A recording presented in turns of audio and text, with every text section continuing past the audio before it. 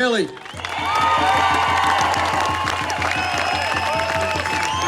G'day everybody, thank you.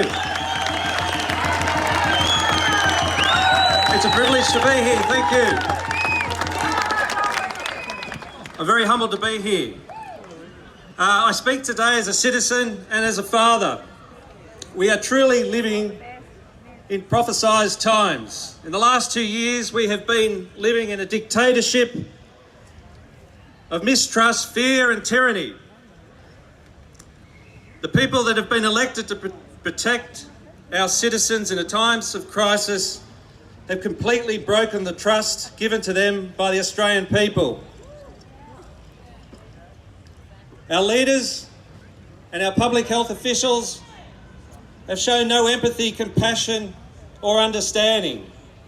What we have witnessed in the last 2 years has been a failure in leadership and a failure in response to a public health crisis. Firstly, leadership is about service, Daniel Andrews, not about control. We are human beings. We were born free, we were given free will, and we belong to God, not the state.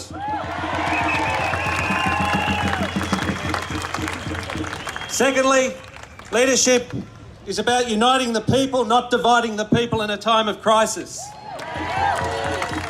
And thirdly, leadership is about acting rationally and coolly by instilling confidence in the people, not creating fear and more fear.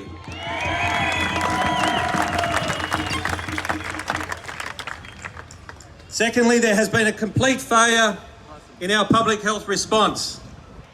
Public health cannot be a one-dimensional response to a crisis or disease.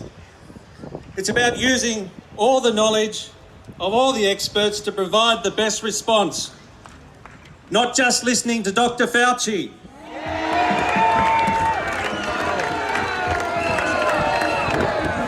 It's about using all treatment options, not just one, and not punishing or silencing doctors who seek to rely on their own clinical judgment and experience. Public health should never be about implementing policies that mandate unwanted medical interventions on people and disregard long-held principles of informed consent. Public health can never be about implementing policies that lock up 99% of your healthy population and prevent them from living their lives.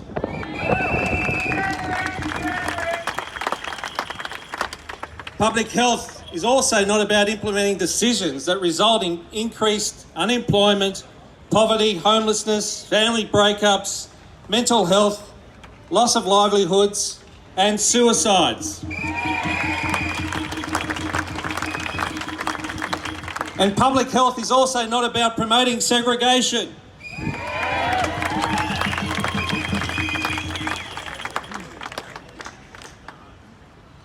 But we've experienced this for the last 2 years. I'm not here today to tell you whether to believe in the vax or not believe in the vax. But what I'm here to do today is to tell you that you need to believe in your democracy and your freedoms, which are now under attack.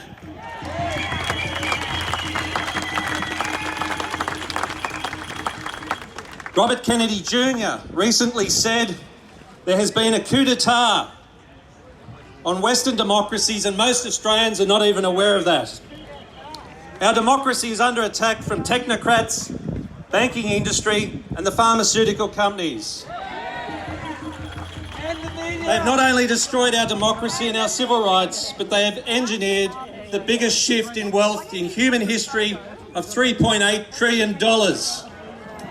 They have decimated the middle class. Thomas Jefferson said, if a government can restrict your speech, then they can commit any atrocity. We need to love our freedoms more than we fear the virus.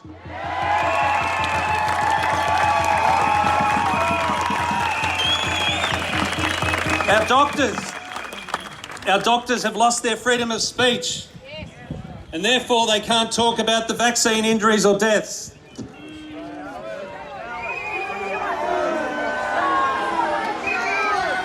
Freedom of speech is the oxygen, sunlight and fertiliser of our democracy, and doctors need to be able to speak honestly.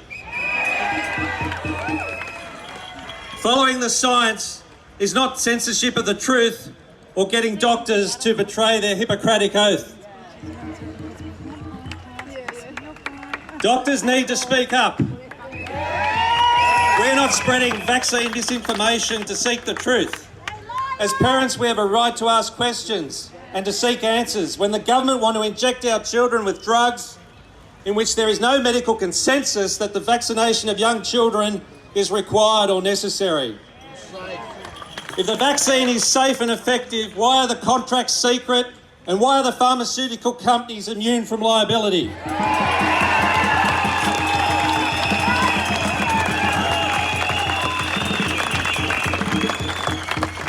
If the drugs are not safe in adults, then how can they be any safer in children?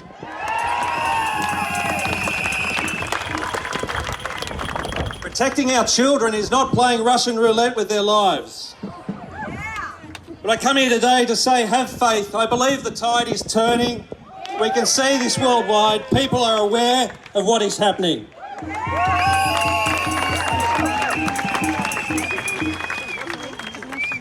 Finally, we need to be united and not demonise each other, because we are united by our humanity, not by our medical status.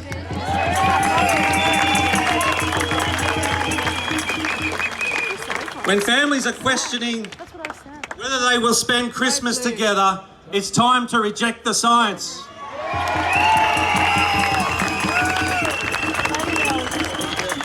And when they said that we're all in this together, yes, we are. We're in this together to fight for our democracy and preserve our freedoms, which are for our children and future generations. God bless you all.